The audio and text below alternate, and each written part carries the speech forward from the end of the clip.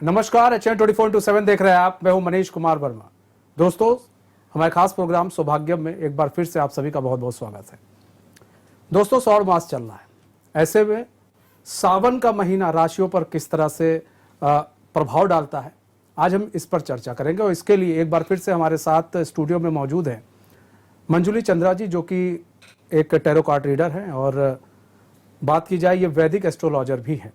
और साथ में आज ये आपको बताएंगी कैसे इस श्रावण मास पर और सावन के महीने पर राशियों पर सावन का प्रभाव पड़ रहा है, और ये वैदिक एस्ट्रोलॉजी के माध्यम से ये आपको आज सब कुछ बताएंगे। मंजुली चंद्रा जी, एक बार फिर से स्वागत है HN में आपका। मंजुली चंद्रा जी, हम सवालों की तरफ बढ़े, राशियों की तरफ बढ़े, उससे पहले हम चाहेंगे कि आज का पंचांग आप दर्शकों को बताएं। जी, मैं आज 7 जुलाई का पंचांग आप सबको बता देती हूँ। आज तिथि है पंचमी, जो दिन के 12:19 तक रहेगी। उसके बाद षष्ठी तिथि लग जाएगी। श्रावण मास का कृष्ण पक्ष चल रहा है। नक्षत्र है शतभिषा। सूर्योदय सुबह 5:28 पर हो चुका है। सूर्यास्त शाम को होगा 7:22 पर। और राहु काल का समय रहने वाला है आज 10:41 से 12:25 पर दिन में। इस बीच में कोई भी शुभ कार्य ना करें। मंजुली चंद्रा जी, आज आप क्या विशेष लेकर आई हैं दर्शकों के लिए? आज देखिए, विशेष हम ये लेकर आए हैं कि श्रावण मास, जैसे हमारे सभी दर्शक जानते हैं कि स्टार्ट हो चुका है, शुरू हो चुका है। तो आज हम श्रावण मास की महत्वता बताएंगे। श्रावण मास क्यों शिव जी भगवान और पार्वती मैया से जुड़ा है, इसका महत्व हम आज अपने दर्शकों को बताएंगे। इसमें कैसे, किस तरीके से पूजा अर्चना करनी चाहिए, किस तरह से क्या चीजें करनी चाहिए, क्या नहीं करनी चाहिए, ये सारी बातें आज हम दर्शकों के साथ साझा करने वाले हैं। ठीक है, हम बात कर लेते हैं राशि की। तो मेष राशि के बारे में जरा आप दर्शकों को बता दें आज। जी, आज मेष राशि वालों का जो राशिफल है वो इस प्रकार से है। आज इनका दिन बहुत अच्छा रहने वाला है। लाभ के अवसर इन्हें प्राप्त हो सकते हैं। थोड़ा परिश्रम करने से इन्हें बहुत अच्छे धन प्राप्ति हो सकती है। तो मतलब मेष राशियों के लिए दिन अच्छा है, और अगर थोड़ा परिश्रम करेंगे तो आपको धन की लाभ भी हो सकता है। अच्छा, छोटी से इसमें एक चीज और जोड़ना चाहेंगे कि अगर जो सावन का महीना है और ये जो पूरा सावन का दिन जो चल रहा है, ऐसे में मेष राशि पर इसका क्या प्रभाव पड़ेगा? जी, मेष राशि पर ये प्रभाव पड़ेगा कि श्रावण के महीने में देखिए सभी राशियों पर प्रभाव, ये महीना इतना, महिमा इस महीने की इतनी अच्छी होती है, इतने अच्छे दिन माने जाते हैं कि जो जितनी ज्यादा पूजा करे, शिवालय जाए, भगवान को जल अर्पित करे, तो उनके लिए दिन देखिए सभी के लिए अच्छे ही होते हैं। तो इसलिए ऐसा कहना कि किसी के लिए अच्छा है या बुरा है, ये श्रावण मास में हम ऐसा नहीं कह सकते हैं। दिन तो सभी के लिए अच्छे हैं। जो भगवान का नियम करेगा उसके लिए अच्छे दिन ही है। ठीक है, हम बात कर ले वृषभ राशि की। तो वृषभ राशि जी, वृष राशि वालों के लिए आज कार्य करने के उन्हें नए अवसर प्राप्त हो सकते हैं, और मेहनत करने से उन्हें बहुत अच्छी सफलता प्राप्त हो सकती है। यदि वो शिवालय जाएं और रोज उन्हें जल अर्पित करें, शिवालय में शिव भगवान पर रोज जल अर्पित करें, तो उन्हें बहुत अच्छा फायदा मिल सकता है। मतलब कि शिवालय जाएं, रोज जल अर्पित करें, और सबसे बड़ी चीज ये है थोड़ी सी मेहनत करेंगे तो आपका दिन और शुभ होगा। और इसमें एक चीज समझिएगा, शिवालय जाकर जल अर्पित करने का मतलब है आप कहीं पर भी अगर आप जा रहे हैं, कहीं ऐसे मंदिर जा रहे हैं आप जहां पर शिव भगवान हैं, वहां पर उनको जल अर्पित कीजिए, तो इससे आपका दिन जो है और शुभ होगा। बात कर ले मिथुन राशि की। तो मिथुन राशि के लिए कैसा दिन रहने वाला है? जी, मिथुन राशि वालों के लिए आज भाग्य बहुत अच्छा साथ देने वाला है उनका, और पिता के सहयोग से उन्हें बहुत अच्छे कोई अवसर प्राप्त हो सकते हैं। और ये अगर इनके लिए एक छोटा सा मैं उपाय यहाँ पर एड ऑन करना चाहूंगी कि यदि वो घर से निकलते समय अपने पिता को प्रणाम करके निकलें, उनके पाँव छूकर निकलें, तो उनके लिए दिन बहुत अच्छा शुभ रहने वाला है। मतलब पिता की वजह से आज काफी दिन इनका शुभ होने वाला है, और पिता को प्रणाम करके निकलिए मिथुन राशि के लोग, ताकि आपका दिन और शुभ जाए। अब बात कर लेते हैं कि सावन का ये जो महीना है, इस महीने के बारे में थोड़ा दर्शकों को अगर आप बताएं। जी, सावन का महीना देखिए, हमारे जो शिव भक्त होते हैं वो पूरा साल इस श्रावण के महीने की बहुत ज्यादा इंतजार करते हैं, क्योंकि इसकी महत्वता जो है पूरी तरह से शिव भगवान से जुड़ी है। शिव भगवान का ये सबसे प्रिय महीना होता है, और इसमें क्या होता है, हमारे हिंदू पंचांग के हिसाब से ये 5वां महीना होता है। और यहाँ पर क्या, शिव जी को ये महीना बहुत ज्यादा प्रिय होता है, क्योंकि इसी महीने में उनका पार्वती मैया से एक बार पुनः मिलन हुआ था। और दूसरा ये होता है, देखिए जो ज्येष्ठ महीना इसके पीछे जाता है, उसमें सूर्य की जो तपिश होती है वो धरती पर बहुत ज्यादा होती है, गर्मी बहुत ज्यादा होती है। तो इस महीने में क्या है, धरती पर थोड़ा सा सूर्य की तपिश भी कम होती है और वर्षा ऋतु का इसमें आगमन होता है। तो इन सब चीजों से मिला जुलाकर जो श्रावण मास है वो बहुत ही ज्यादा महत्व रखता है।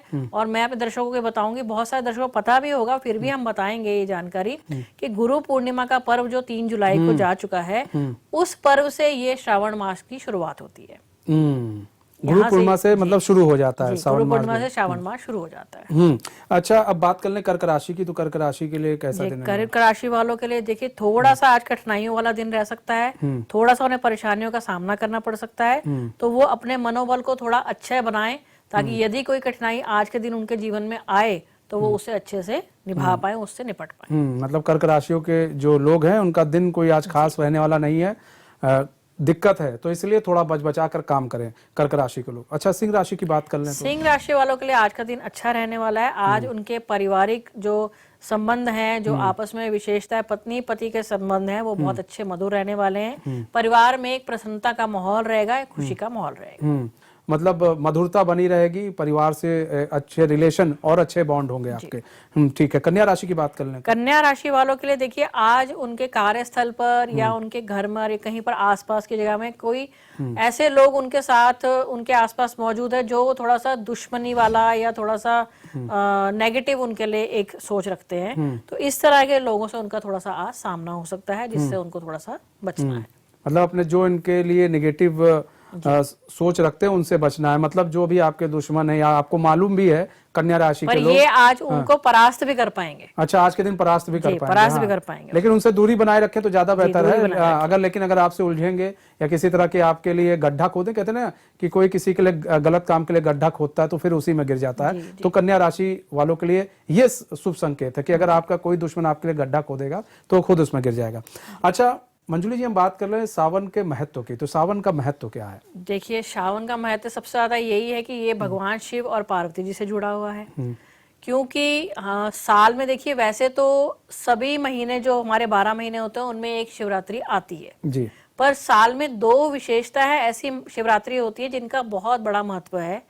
जैसे कि फागुन के महीने में महाशिवरात्रि होती है, जिसमें विशेषता ऐसा माना जाता है कि भगवान शिव और पार्वती का विवाह हुआ था जी। और एक कथा के अनुसार जो ये श्रावण मास की शिवरात्रि आती है, जो कि आने वाले 15 जुलाई को आने वाली है, मैं अपने दर्शकों को बताना चाहूंगी 15 जुलाई को श्रावण की शिवरात्रि है। उस दिन व्रत पूजा इत्यादि का बहुत महत्व है, वो हम आपसे उनकी चर्चा आगे करेंगे। तो इसमें इस वाली शिवरात्रि में भी माँ पार्वती से शिव जी का पुनः मिलन हुआ था, तो इसलिए इस माह का श्रावण मास का एक महत्व तो ये है। दूसरा देखिए ये है कि इसी माह में कहा जाता है कि समुद्र मंथन हुआ था। समुद्र मंथन जो हुआ था वो इसी माह में हुआ था, और इसी में विष की, देखिए समुद्र मंथन में विष निकला था, तो भगवान शिव ने, भोलेनाथ ने अपने कंठ में उस विष को धारण किया था, जिससे कि उनके शरीर में एक तपिश पैदा हो गई थी। तो उस तपिश को कम करने के लिए सभी देवी देवताओं ने भगवान शिव पर जल अर्पित किया था, ताकि वो विष की जो तपिश उनके शरीर में हुई है वो कम हो जाए। तो इसीलिए विशेषता श्रावण मास में हम जल अर्पित करने जाते हैं शिवालय में। ये एक बहुत बड़ा कारण है, ये बहुत बड़ा एक महत्व है श्रावण मास का। इसीलिए कहा जाता है कि शिवालय में जाइए और वहां पर जल अर्पित कीजिए, ताकि जो तपिश भगवान के ऊपर विष की होती है वो कम हो सके।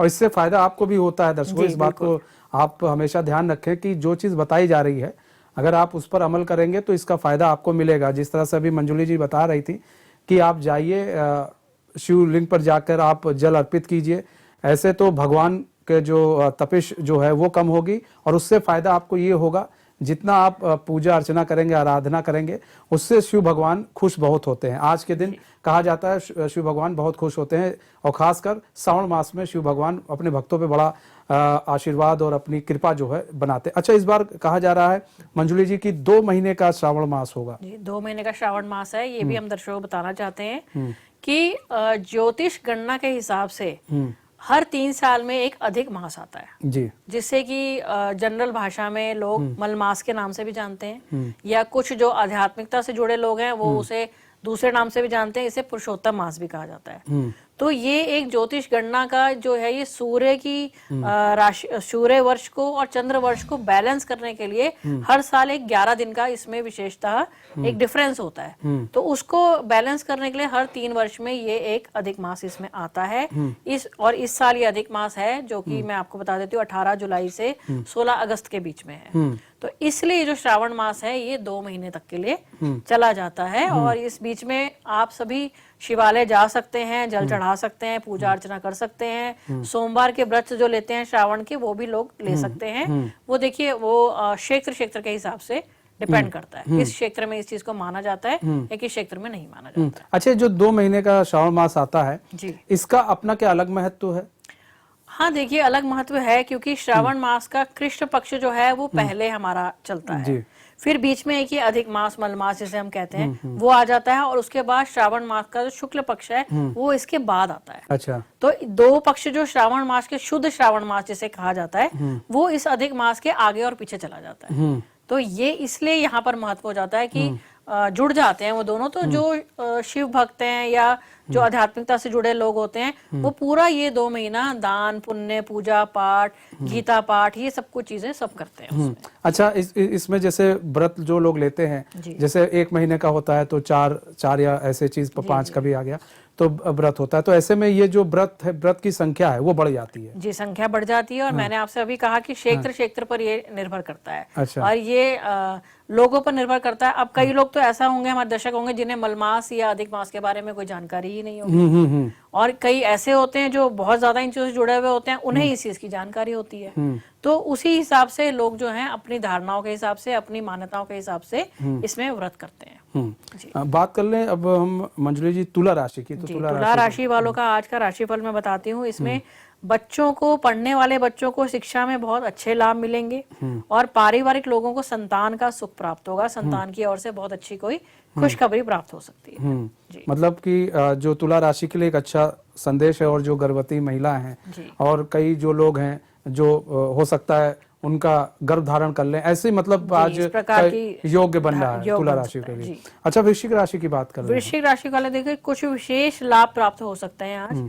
अगर आज वो अपने आसपास की संभावनाओं के ऊपर गौर करें तो आज कुछ बहुत अच्छे विशेष लाभ उन्हें प्राप्त हो सकते हैं और अपने लिए वो सुख सुविधाओं के साधन बहुत आसानी से जुटा सकते हैं आज के दिन पर। तो मतलब कि आज जो है वृश्चिक राशि के लिए भी अच्छा दिन है। अच्छा, मतलब सुख साधन के जो सामान है वो जुटा सकते हैं और मतलब एक अच्छे दिन के रूप में है वृश्चिक राशि। ठीक है मंजुली जी, हम आएंगे, चूंकि अब वक्त हो चला एक छोटे से ब्रेक का, तो कहीं मत जाइए, बने रहिए हमारे साथ और देखते रहिए एचएन न्यूज।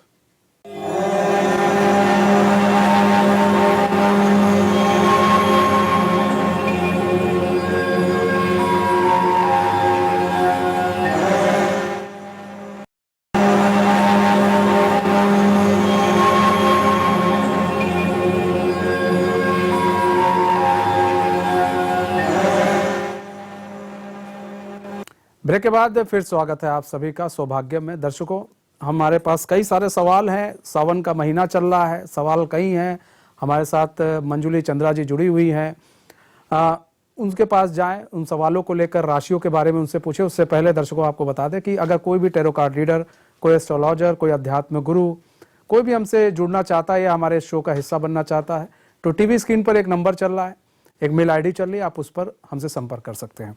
मंजुली जी, देखिए वृक्ष पर जाने से पहले सवाल था कि सनातन धर्म को और जो हिंदू धर्म के लोग हैं, ऐसे में किस तरह से शिव भगवान को खुश करें, कैसे उनकी पूजा अर्चना करें, थोड़ा सा अगर आप बताएं तो। देखिए श्रावण मास में ये शिव भगवान का, मैंने जैसे कहा कि बहुत प्रिय महीना होता है और शिव भक्तों के लिए, या देखिए अनमूलन सभी शिव भक्त होते हैं, तो शिव भक्तों के लिए ये बहुत अच्छा महीना होता है। इसमें आप भोलेनाथ जी हैं, वो तो भोले बाबा हैं, उन्हें आप किसी भी रूप में अगर आप जाकर उन्हें कुछ भी अर्पित करें तो वो प्रसन्न हो जाते हैं। लेकिन श्रावण मास की पूजा करने का और व्रत लेने का, सब चीजों का थोड़ा नियम होता है। उस नियम को अगर हमारे दर्शक लेके चलेंगे तो बहुत अच्छा होगा। मैं बता देती हूँ। देखिए, पहली बात तो शिव भगवान को शिवालय में आप जल अर्पित कीजिए, उसमें लोटे में जल जो है पहली बात तो घर से बना कर लेके जाइए। कई लोग मैंने देखा है मंदिर में जो नल लगे होते हैं या पानी का जो साधन होता है वहीं से जल ले लेते हैं और भगवान को अर्पित करते हैं। तो ऐसा नहीं करना चाहिए। अपने घर से जो हम जल बनाकर लेके जाते हैं उसका एक अलग महत्व होता है। और इस जल में आप थोड़ा सा कच्चा दूध डालिए। थोड़ा सा मैंने देखा है मंदिरों में लोग क्या करते हैं, पूरी पूरी दूध की थैली ले जाते हैं, वो भगवान पर उड़ेल देते हैं। चलिए वो कोई बात नहीं, आपका विश्वास का वो है, आप कर सकते हैं वैसा। लेकिन पहली बात तो वो थोड़ा सा वेस्टेज भी होता है, उसकी जगह आप किसी गरीब को दे दीजिए वो। और दूसरी चीज, मंदिरों में विशेषता है जो भी आप पूजा अर्चना कर रहे हैं, कुछ भी चीजें चढ़ा रहे हैं, थोड़ा सा साफ सफाई का ध्यान रखना चाहिए। हम जिन्हें मानते हैं, जो हमारे इष्ट हैं, हम उनकी पूजा करने जा रहे हैं और वहां जाकर हम सब कुछ करके आ रहे हैं और उसके बाद गंदगी फैलाकर आ रहे हैं। तो आप अपने घर में भी यदि हम देखें तो गंदे में तो हम भी नहीं रहते हैं, बहुत साफ सफाई पसंद करते, तो भगवान गंदे में कैसे रहेंगे। थोड़ा सा मंदिरों में विशेषता मैं सबसे एक रिक्वेस्ट करूंगी कि साफ सफाई का बहुत ध्यान रखें। जल में कच्चा दूध डालें, थोड़े चावल, चीनी, शहद, गंगा जल और थोड़ा सा भगवान के ऊपर देखिए बेलपत्री भगवान को बहुत पसंद होती है, वो जरूर चढ़ानी चाहिए। और थोड़ा सा धतूरा होता है, ये सब चीजें श्रावण मास में भगवान पर अवश्य ही चढ़ती हैं। बेर होते हैं, वो बहुत प्रिय फल होता है भगवान का। इन सब को आप भगवान को अर्पित कीजिए और उनकी पूजा कीजिए। श्रावण मास में यही महत्व है। अच्छा, धनु राशि की बात कर लें तो धनु राशि वालों के लिए देखिए आज उनके लिए पराक्रम के लिए बहुत अच्छा दिन है उनका। मैंने उनका सेल्फ कॉन्फिडेंस आज बहुत हाई लेवल पर रहेगा, पराक्रम बहुत अच्छा रहेगा और उनके आस पड़ोस वाले लोगों से उनके संबंध बहुत अच्छे मधुर रहेंगे आज जी। मतलब सेल्फ कॉन्फिडेंस उनका बढ़ेगा आज के लिए, धनु राशि के लिए। और आज आप कोई भी काम करेंगे तो वो आपके लिए सही होगा। देखिए, सेल्फ कॉन्फिडेंस बढ़ता है तो इससे ये होता है कि आप जो भी काम करने जा रहे हैं, अगर आपको लग रहा है उसमें हमको 90% है तो उसमें 100% आपको मिलता है सेल्फ कॉन्फिडेंस बढ़ने से। तो ये अच्छी खबर है। जो इंटरव्यू देने जा रहा है, जो एग्जाम दे रहा है किसी तरह का, तो इसके लिए अच्छी खबर है। अब हम बात कर लेते हैं मंजुली जी, सावन के महीने में भगवान शिव कैसे जुड़ा है? सावन का महीना भगवान शिव से कैसे जुड़ा है? देखिए, भगवान शिव से ऐसा जुड़ा है, मैंने आपसे बताया कि भगवान का ये सबसे पसंदीदा महीना होता है और ये माता पार्वती से जैसे उनका पुनः मिलन हुआ। ये एक मैंने आपसे कथा बताई कि ये समुद्र मंथन उस टाइम पे हुआ था। एक मैं छोटी सी चीज और आपसे शेयर करती हूँ कि रावण, आप जानते हैं कि सबसे ज्यादा विशेषता है, बहुत बड़े शिव भक्त हुए हैं। रामायण में हमने ये सबने देखा है। रावण से बड़ा मुझे लगता है शिव भक्त आज तक शायद कोई आए नहीं है दोबारा। तो उन्होंने भी एक बार इसी महीने में कांवड़ उठाया था। देखिए, हमें आप सबको जानकारी होगी कि कांवड़ यात्रा बहुत ज्यादा होती है श्रावण के महीने में। तो कांवड़ यात्रा क्यों होती है ये मुझे लगता है मेरे शायद 90% दर्शकों को पता भी नहीं होगा।